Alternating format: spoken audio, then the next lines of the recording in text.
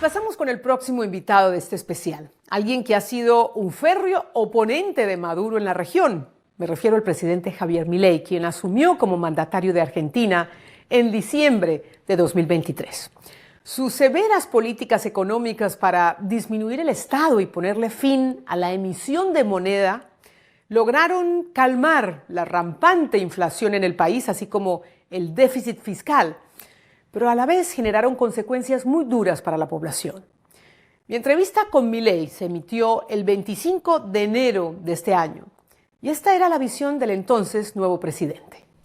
Nosotros, en ese sentido, lo que vemos es que nosotros mandamos un decreto de necesidad de urgencia. A lo largo de los últimos 40 años se aprobaron más de 1000 decretos de necesidad de urgencia. Nunca hubo ningún tipo de problema, nunca se rechazó un DNU. Y es increíble porque todos esos DNU, o básicamente lo que hacían era cercenar libertades individuales, proteger mercados y crear negocios para los políticos corruptos. Justamente nosotros enviamos un DNU donde lo que hacemos es devolverle libertades individuales a los ciudadanos. No solo eso, sino que vamos a estructuras de mercado más competitivas, o sea, es un conjunto de reformas pro mercado, no pro empresa, sino pro mercado, y al mismo tiempo eliminamos muchos aspectos turbios y de corrupción de la política. Y bueno, entonces es evidente por qué se oponen, porque la verdad es que los argentinos de bien no tendrían por qué oponerse, y la realidad es que los únicos que se están oponiendo a esto son aquellos que tienen privilegios por estar vinculados a la política. Entonces, ¿qué es eso que yo denomino casta, ¿no? Que básicamente tiene que ver con el caso de los políticos corruptos, que tiene que ver con los empresarios prebendarios, que tiene que ver con los sindicalistas que entregan a sus trabajadores, que tiene que ver con los periodistas corruptos que en función de pauta y sobres afectan lo que dicen, y los profesionales funcionales a la religión del Estado. Entonces, obviamente que todo ese conjunto de parásitos que son los que están arruinando a la economía argentina desde hace 100 años salieron a hacer ruido y tratar de ejercer presión. Pero bueno, yo creo que eso la sociedad lo está viendo con claridad, y mañana vamos a tener un fuerte contraste donde de un lado van a quedar los que quieren la Argentina decadente, esta Argentina que tiene 50% de pobres y 10% de indigentes, que de haber iniciado el siglo XX siendo el país más rico del mundo y es 140. Y por el otro lado, los que queremos abrazar las ideas de la libertad. Mire, si el decreto de necesidad de urgencia y la ley de bases y puntos de partido para la libertad de los argentinos fueran aprobados tal cual fueron enviados, Argentina tendría un escalamiento en el índice de libertad económica de 90 posiciones. Argentina Ya le quiero pasaría a preguntar estar, sobre eso. claro, Argentina pasaría a estar en lugares muy parecidos a Francia o Alemania. Quiere decir que esto situaría a Argentina en un sendero de crecimiento de largo plazo que haría que en un periodo de 30 años, por ejemplo, pudiéramos parecernos a Alemania, es decir, multiplicar por 5 nuestro PBI per cápita. ¿Qué posibilidad ve que le aprueben esta ley que en Argentina se conoce como la ley Ómnibus? ¿Cuánta posibilidad ve de negociación con los sectores opositores, con el sector kirchnerista? Nosotros creemos que hay chances que salga. La política obviamente hace su juego miserable porque, bueno, ellos se resisten a mantener sus privilegios, y nosotros básicamente no tenemos ningún tipo de problema de exponerlos frente a la sociedad como los responsables de la decadencia, mostrarle a la sociedad que estas son las personas que quieren hundir al país, que quieren este sistema decadente. Al mismo tiempo, si van por este tipo de soluciones, nosotros vamos a arreciar muchísimo más el ajuste fiscal. Y bueno, nosotros estamos fuertemente comprometidos con el déficit cero, estamos fuertemente comprometidos con la baja de la inflación, con el saneamiento del Banco Central y a la postre terminar liberando las restricciones del mercado cambiario. Y si no nos aprueban la ley, eh, ¿Qué pasa? No pasa nada porque con este conjunto de medidas Argentina va a empezar a rebotar, va a empezar a salir y como además el stock de capital en Argentina es muy chico porque durante los últimos 20 años hubo un proceso de destrucción de capital enorme, eso hace que la productividad en Argentina sea muy alta y los retornos sean muy altos, o sea, la productividad potencial, ¿no? Y eso hace que Argentina pueda no solo tener un rebote, sino que empiece a tener un crecimiento. Obviamente, digamos, no va a ser del 10% como a mí me gustaría que fuera, pero va a ser por lo menos del 5%, o sea que no, tampoco es una mala tasa. En la ley Omnibus, ¿cuáles son esos artículos en los que usted no está dispuesto a ceder, que son innegociables? No estoy dispuesto a negociar nada. Bueno, tengo entendido que ya hay 100 artículos menos de los que En enviaron realidad inicialmente. en realidad hay algunas mejoras. O sea, lo que nosotros sí aceptamos es que hubiera mejoras, pero el resto no negociamos. Es decir, puede ser que algunas reformas en lugar de ir ahora puedan ir más tarde, pero no las negociamos. ¿Y algo en lo que esté dispuesto a ceder en esa negociación? En nada. La libertad no se negocia. Actualmente, hablando con algunos empresarios, presidente, me dicen la economía en Argentina está paralizada. La gente casi no compra o compra muy poco. Todo el país esperando qué va a pasar.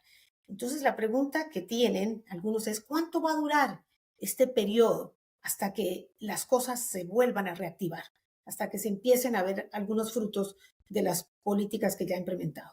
Básicamente, digamos, lo que va a marcar el inicio de la recuperación es cuando alcancemos el equilibrio fiscal, cuando se limpie el sobrante monetario, se va a manifestar en una caída en la tasa de inflación y esté saneado el Banco Central.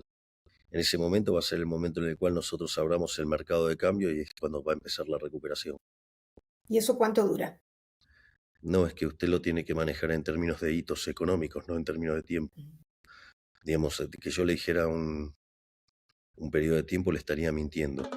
Presidente, ¿y sigue creyendo, como lo prometió en campaña, que el mejor camino para, digamos, estabilizar la economía es dolarizar su economía y lo mismo el cierre del Banco Central? ¿Esos dos planes se mantienen? Por lo tanto, la discusión del Banco Central sigue estando vigente. Lo que sucede es que dentro del desastre macroeconómico que recibimos, tuvimos que empezar a hacer un saneamiento del Banco Central. Fíjese que la relación pasivos remunerados del Banco Central en términos de base monetaria, ya desde que estamos en gestión cayó un tercio. No solo eso, sino que además ese dinero, esos pasivos remunerados generan crecimiento de dinero endógeno y además estamos expandiendo porque estamos comprando dólares y aún así la base monetaria crece mucho menos que lo que expandimos por sector externo y eso se debe a la fuerte contracción que estamos haciendo vía las medidas del sector público. Es decir, Ujú. fíjese que nosotros estamos... Pero no me queda claro, presidente, al final, No, no, no, ¿siguen en pie las es dos que propuestas o no? estoy yendo a la respuesta final. Perdón. Entonces, ¿qué es lo que sucede? Fíjese que nosotros prácticamente no expandimos la base, dado lo que se está contrayendo por sector público, y sin embargo nosotros hemos comprado en poco más de un mes 5.000 millones de dólares. Y sabe, la base monetaria en Argentina es de 7.500 millones de dólares. Es decir, estamos a muy poco de poder dolarizar. Es decir, si nosotros pudiéramos limpiar todos los pasivos remunerados, Argentina ya estaría en condiciones, con muy poquita plata, estaría en condiciones de dolarizar. Por lo tanto, y de esa manera exterminaríamos la inflación. Hay quienes piensan que con el aumento, el sinceramiento de los precios, por ejemplo, de los servicios básicos, esto también va a generar que aumenten los productos en general, aumente la inflación, no necesariamente el salario va a aumentar, entonces eso va a hacer que mucha gente que estaba, por ejemplo, en la clase media, no le alcance para pagar y cubrir sus necesidades y baje a la pobreza. Entonces, es un poco ese ajuste de cinturón, qué consecuencias va a tener para esa gente que no tiene, ¿no?, una estabilidad económica que le permita navegar, ¿no?, este ajuste. A ver, pero un gobierno que se fue con más de 200% de inflación no puede hablar de ningún tipo de estabilidad. Y además, le explico algo. Eh, Suponga que usted quiere comprarse un Lamborghini último modelo, pero lo quiere pagar a $5. ¿Qué es lo que va a pasar? No lo va a conseguir. Bueno, lo mismo pasa con cualquier bien de la economía. Es decir, esto no funciona controlando precios.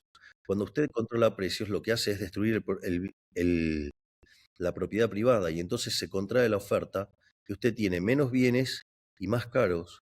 Por lo tanto, o sea, el sinceramiento es una forma de que la oferta aumente. Mire, nosotros Entiendo. eliminamos la ley de alquileres. La oferta de, Permítame pasar a otro tema. sí, la oferta de propiedades aumentó en su 50% y en términos reales el precio cayó. Presidente, antes de finalizar, porque ya se nos está acabando el tiempo, me gustaría saber si, bueno, estas políticas seguramente van a necesitar muchos años para que estabilicen a la Argentina por la senda correcta. La constitución de su país le permite aspirar a la reelección. ¿Le gustaría intentarlo? Primero quiero estabilizar la economía argentina. Primero quiero lograr que la economía argentina vuelva a crecer.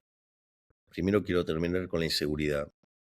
Y si terminé con todos esos problemas, que fue el motivo por el cual el 56% de los argentinos me votó, y el motivo por el cual hoy el 70% de los argentinos aprueba nuestras políticas, entonces si los individuos después consideran que hemos sido exitosos en esa tarea, bienvenida a la reelección. Y si no, me voy a mi casa. ¿Cuál es el problema? Yo nunca viví de la política. De hecho, estar en política me produce un perjuicio económico enorme. Y mi última pregunta, que quisiera proponerle un ping-pong, si me puede ofrecer una frase que describa a cada una de estas personas a nivel nacional e internacional, y con eso terminamos, presidente. Ha sido usted generoso con su tiempo. ¿Qué piensa del mandato de Alberto Fernández? Deplorable. De Mauricio Macri. Alguien con buenas intenciones que se rodeó de las personas equivocadas. El doble mandato de Cristina Kirchner. Las bases de la decadencia argentina. ¿Y la presidencia de su esposo, Néstor Kirchner? El inicio de la peor decadencia argentina. Dos más. Eduardo Duhalde y Fernando de la Rúa. De la Rúa, inoperante. Duhalde, alguien oscuro que la historia va a tener que juzgar por lo que pasó en el 2002. A nivel internacional, presidente, Trump, Donald Trump. Uno de los líderes de la libertad en contra del socialismo global. Gustavo Petro. Un comunista asesino que está hundiendo a Colombia. Gabriel Boric. Alguien que tiene las ideas incorrectas desde mi punto de vista. Y el presidente de El Salvador, Bukele, que busca su reelección ahora. Alguien que, a pesar de la adversidad, logró llevar a cabo su programa de gobierno. Las declaraciones de Milei sobre Gustavo Petro en este programa generaron una crisis diplomática entre Argentina y Colombia. El presidente Milei se reafirmó posteriormente en sus duros señalamientos hacia Petro. Colombia expulsó al personal diplomático de la embajada argentina de su territorio y retiró a su embajador en Buenos Aires. Pero con el paso de los días y el trabajo de las dos cancillerías, las diferencias entre ambos países se atenuaron y el personal expulsado regresó.